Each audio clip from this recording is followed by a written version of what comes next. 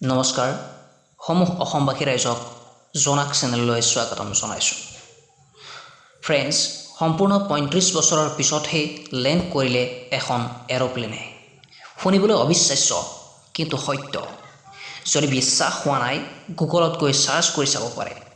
তেন্তে ফ্ৰেণ্ডছ, পলম নকৰি আৰম্ভ কৰিছোঁ।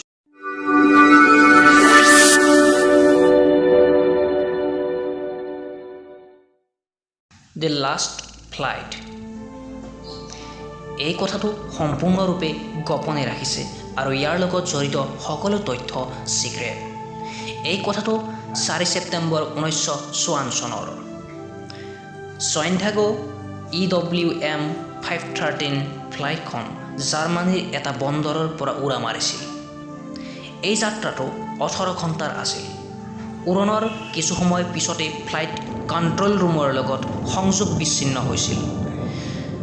বহু সময় পাৰ হৈ গ'ল, তথাপি ফ্লাইটখনৰ লগত কণ্ট্ৰল ৰুমৰ কোনো সংযোগ নঘটিল। গতিকে কণ্ট্ৰল ৰুমে জাহাজখনক সন্ধান অভিযান আৰম্ভ কৰিলে।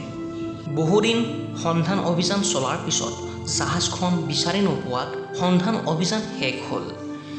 বহু মানুহে ভাবিছে যে জাহাজখন আৰু পোৱা নাযাব, আৰু কিছুমানে কয় যে বাৰ্মুডা ট্ৰায়েংগলত নোহোৱা হৈছে।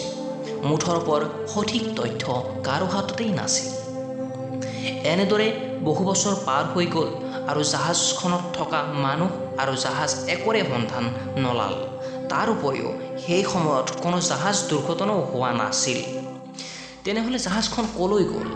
১৫ অক্টোবৰ ১৯৮৯ চনত পৰ্টো এলগৰিৰ ৰাডাৰত এখন আননোন জাহাজৰ ছিগনেল পাইছিল আৰু পৰ্টো এলগৰিৰ ৰানৱেৰ ফালে আগবাঢ়িছিল। এয়াৰপৰ্টত বহি থকা সকলো ষ্টাফ আৰু মেম্বাৰ্ছে জাহাজখনত ছয়েণ্টাগো এয়াৰলাইন্সৰ EWM 513 লিখা থকা দেখি আচৰিত হৈছিল, যিখন বিমান ৩৫ বছৰ আগেয়ে নোহোৱা হৈছিল। এয়াৰপৰ্টৰ ষ্টাফে বিমানখনৰ পাইলটৰ লগত কথা পাতিবলৈ অত্যন্ত চেষ্টা কৰিছিল, কিন্তু নোৱাৰিলে। ষ্টাফ আৰু সদস্যসমূহ যথেষ্ট ভয় খাইছিল আৰু জানিবলৈ ইচ্ছুক হৈছিল। যেতিয়া বিমানখন লেণ্ড কৰিলে, বহু সময় ধৰি বিমানখনৰ পৰা কোনো ওলাই নহাত এয়াৰপৰ্টৰ মানুহে ভয় শংকাৰে গৈ দৰজাখন খুলিলে। ভিতৰলৈ সোমাই গৈ সকলো অবাক।